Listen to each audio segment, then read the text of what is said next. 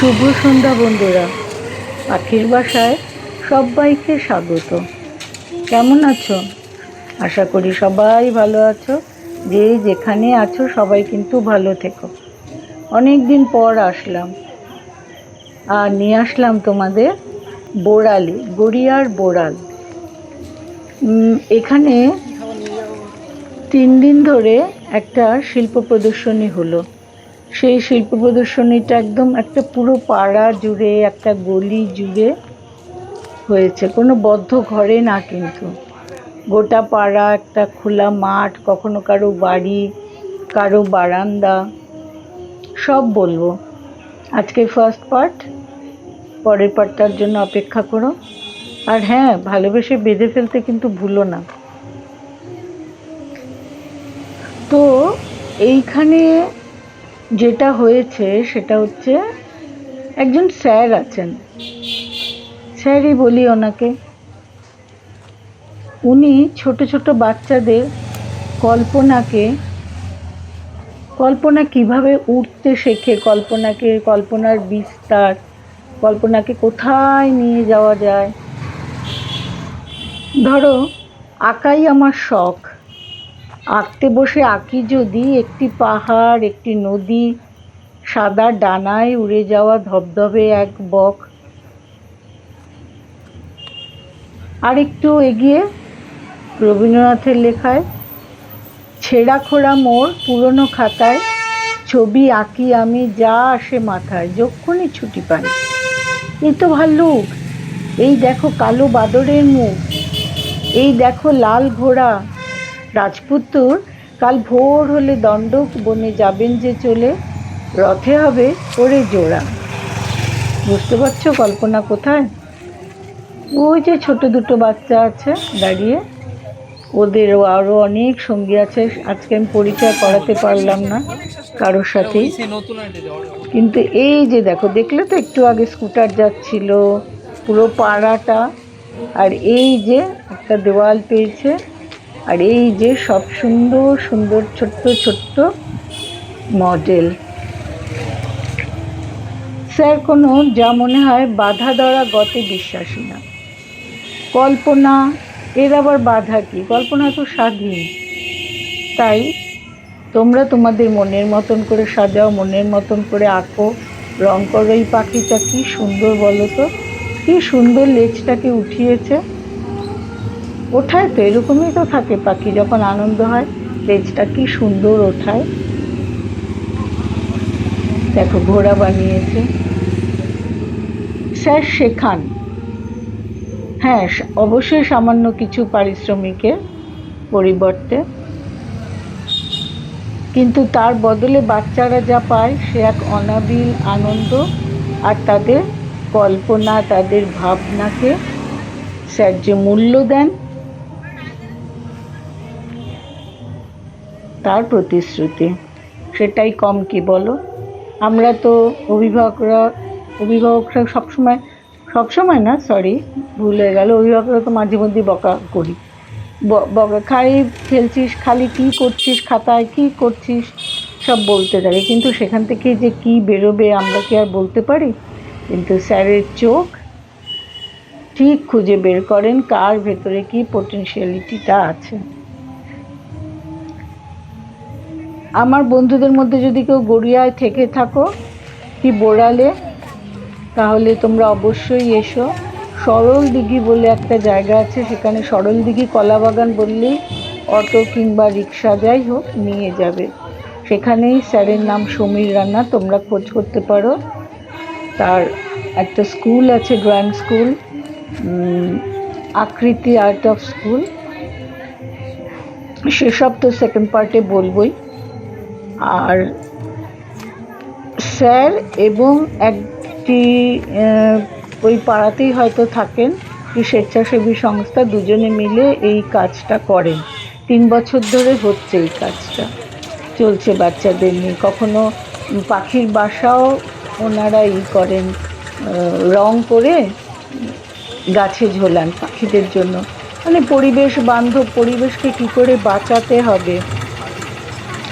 মানুষ তো এখন ভুলেই গেছে মাটির ব্যবহার, ও বাই দ্য ওয়ে, এবারে এনাদের থিম ছিল মাটি, মাটি নিয়ে কাজ পুরোটাই যা হয়েছে।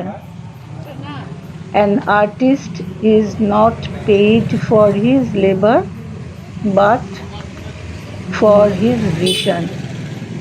একদম খাঁটি কথা, কে বিচার করবে বলো? স্যারেরই কথা। আর্টের আবার কম্পিটিশন কি? কোনটা ভালো কোনটা খারাপ কে বিচার করবে, তাই না? কত বড় কথাটা উনি বলেছেন। তাই শিল্প প্রদর্শনীর মঞ্চটা ছিল গোটা পাড়া আর একটা খোলা মাঠ, কখনো একটা পুরনো ভাঙা বাড়ি, কখনো কারো বারান্দা, গ্যারাজ, এইসব নিয়েই ছিল আর্ট ইনস্টলেশন। আর পাড়া প্রতিবেশীরাও যথেষ্টই সাহায্য করেছেন। কত রকমের ধান আছে ভারতবর্ষে তারও একটা ধারণা দেওয়া হয়েছে,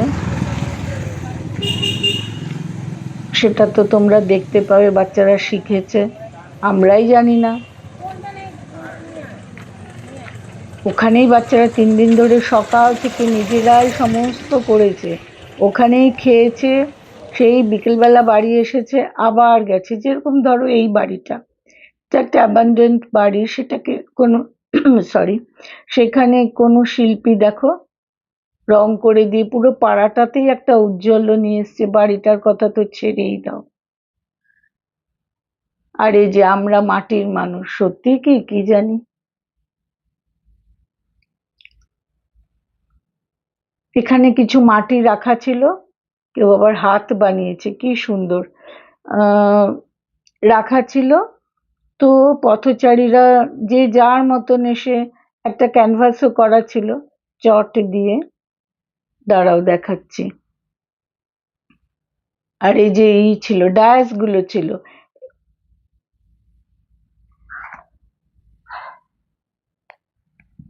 ওইখানেই ওরা নিজেরাই যা যা মনে হয়েছে এসে করেছে। এটারও তো ভাবনা না, সবাইকে নিয়ে চলা।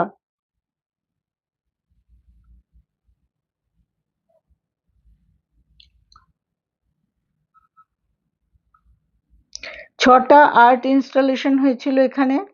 মাটির ব্যবহার যেরকম আমাদের মধ্যে কমছে, বাড়ছে প্লাস্টিকের ব্যবহার, প্লাস্টিক কিভাবে আমাদের সভ্যতাকে গ্রাস করছে তাই বোঝাতে প্লাস্টিকের সবজি তুলে ধরা হয়েছে, দেখাবো তোমাদের একদম শেষে।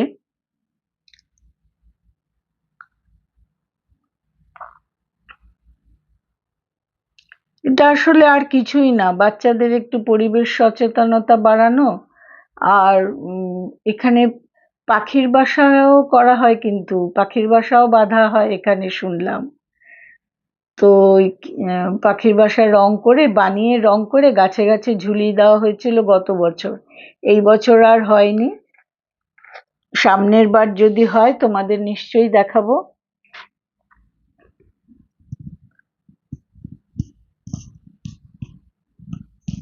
কেমন লাগছে বলো তো? এগুলো কিন্তু একদমই বড়দের কাজ না। দেখলে তো দুটো বাচ্চা খেলছিল, আমি আসলে কোনো বাচ্চাকেই সামনে পাইনি। সেদিনকে আবার একটু সাংস্কৃতিক অনুষ্ঠানও হয়েছিল, যারা এখানে আঁকা শেখে কিংবা পাড়ার সবাইকে নিয়ে কেউ নাচ করেছে কেউ গান করেছে, খুবই সুন্দর হয়েছিল অনুষ্ঠানটা। তারপর মায়েরা আবার স্টল দিয়েছিল, সেই স্টলে যা বিক্রি হয়েছে সেই টাকা চলে গেছে ওই স্বেচ্ছাসেবী সংস্থায়। পাড়ারই কোনো দুস্থ পরিবারের বাচ্চাদের পড়াশোনার জন্য সেই টাকা দেওয়া হবে। খুবই ভালো উদ্যোগ, ময়ূরটা কি সুন্দর করেছে দেখো।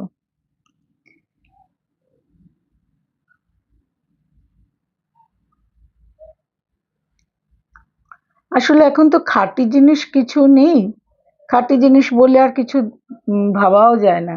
এই আঁকা, চিন্তা ভাবনা, এই আঁকার সাথে যুক্ত থাকা, এটাই মনে হচ্ছে সবচেয়ে বোধহয় খাঁটি।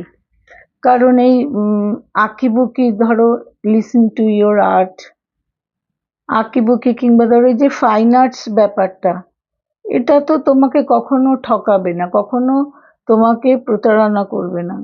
Enjoy art with a joyful heart. সত্যিই তো, এটাই হচ্ছে কথা।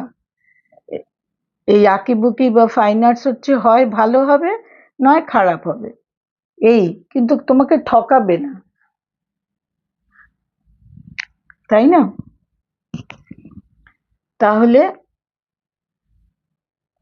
তোমরা কিন্তু সেকেন্ড পার্টটার জন্য অপেক্ষা করো, ওখানে সমস্ত আমি ডেসক্রিপশনে বলেই দেবো। এখনো তো একটু বলবো, তখন পুরো স্যারের সাথে কথা বলাবো, এখনো বলাবো, সব শেষে স্যারের একটুখানি কথা, স্যারকে একটু দেখো তোমরা, স্যারের ভাবনারও কিছু পরিচয় পাবে। বাকিটা তো সামনের সেকেন্ড পার্টটায় থাকবে। আর যদি কেউ গড়িয়ার দিকে থাকো, বোড়ালের দিকে থাকো, কিংবা তোমাদের বন্ধু বান্ধব আত্মীয় স্বজন কেউ থাকে, অবশ্যই তাকে বললো এখানে জয়েন করতে। কোনো বাধা ধরা আঁকা, বাধা ধরা আর্ট কিন্তু স্যার শেখান না। স্যারের মোটোই হচ্ছে কল্পনাকে, বাচ্চার কল্পনাকে আরো প্রসারিত করা, কল্পনা আরো বাড়ুক, আরো বিস্তার লাভ করুক, ডানা মিলে উড়ে যাক অসীমের দিকে, তবেই তো আসলটা বেরোবে। সে একটা ফুল বসিয়ে দিলাম, একটা ফ্লাওয়ার ভাস বসিয়ে দিলাম, দেখে দেখে আঁকো না, তুমি চারদিক দেখো। কি সুন্দর, এর পরের সেকেন্ড পার্টে তোমাকে দেখাবো একটি বাচ্চা ছেলের কাজ। সে বারান্দায় বসে বসে যেরকম দেখেছে মানুষের মুখ, সেরকম ভাবে এঁকেছে। ওই গলির শেষে স্যারের আঁকার স্কুল,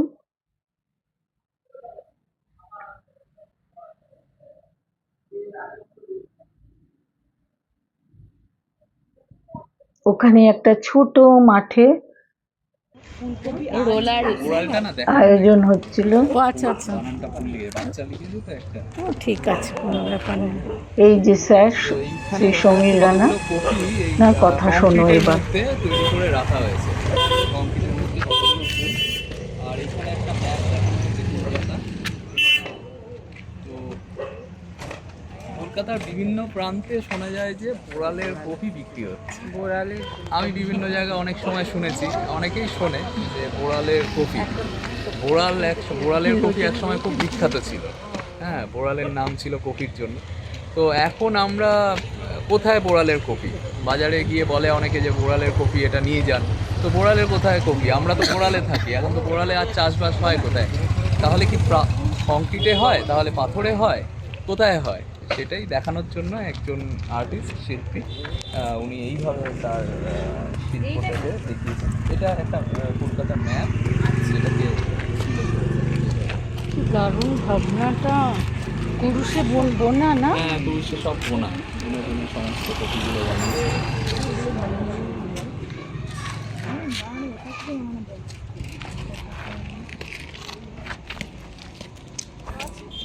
হ্যাঁ, আর একটা কাজ দেখাবো আমাদের